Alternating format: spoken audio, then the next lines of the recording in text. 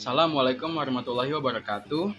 Kami dari kelompok 9 yang beranggotakan saya Sitrisno Mulyandi dan 3 lainnya Muhammad Azril, Muhammad Rafli Ramadan, dan Sony Fernando Setiawan. Pada kesempatan kali ini kami akan mempresentasikan materi yaitu tentang bisnis usaha kami, Brengski Box Subscribe atau kotak berlangganan. Oke, tanpa berlama-lama langsung saja kita masuk ke materinya.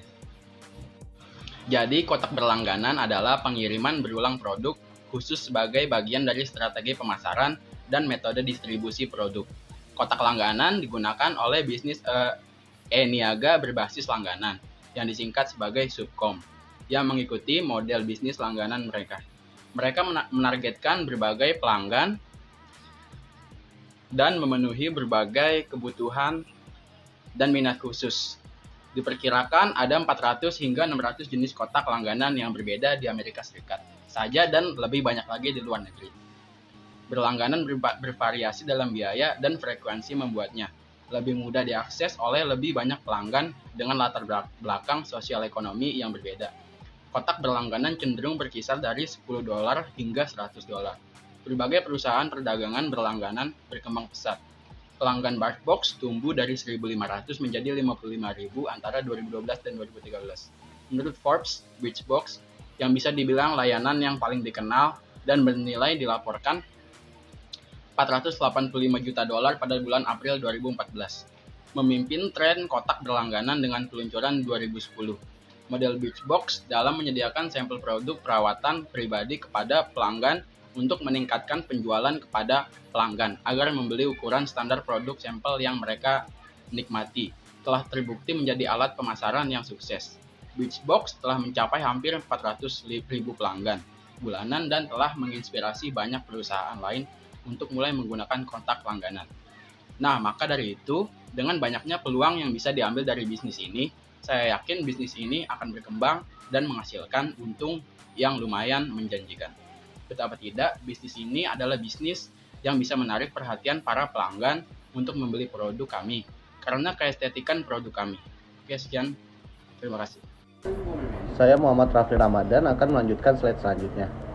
Bagian dari daya tarik kotak berlangganan adalah konsumen menemukan produk yang mungkin tidak mereka miliki. Hal ini memungkinkan pelanggan untuk mencoba produk dan merek tanpa risiko. Peningkatan exposure ke produk baru membantu pelanggan menemukan produk yang optimal untuk preferensi dan kebutuhan mereka. Meskipun hanya beberapa kotak langganan yang memiliki opsi pengembalian, ada tempat online untuk menukar barang yang tidak diinginkan.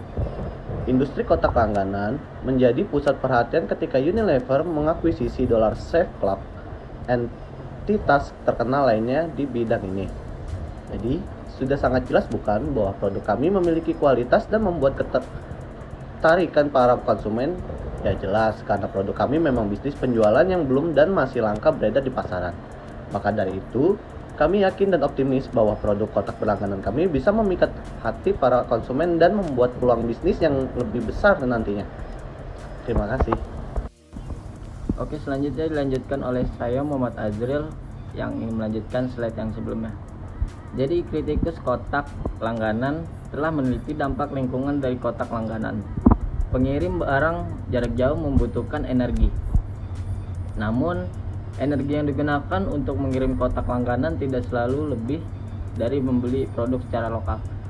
Konten dalam kotak langganan mungkin tidak selalu menarik bagi pelanggan.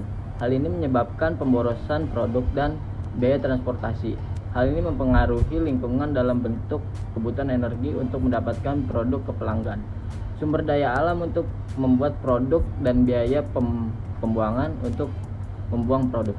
Apalagi karena beberapa produk yang dikirim bisa dibeli. Untuk dampak lingkungan, para pelanggan kami tidak perlu khawatir karena bahan yang kami gunakan untuk membuat kotak langganan adalah bahan yang 100% bisa didaur ulang. Ya, karena kami sangat peduli dengan lingkungan dan untuk masa depan Indonesia juga tentunya.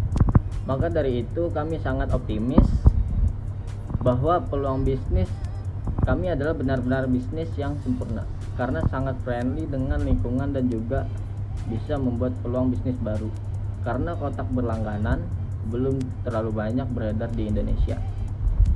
Thank you.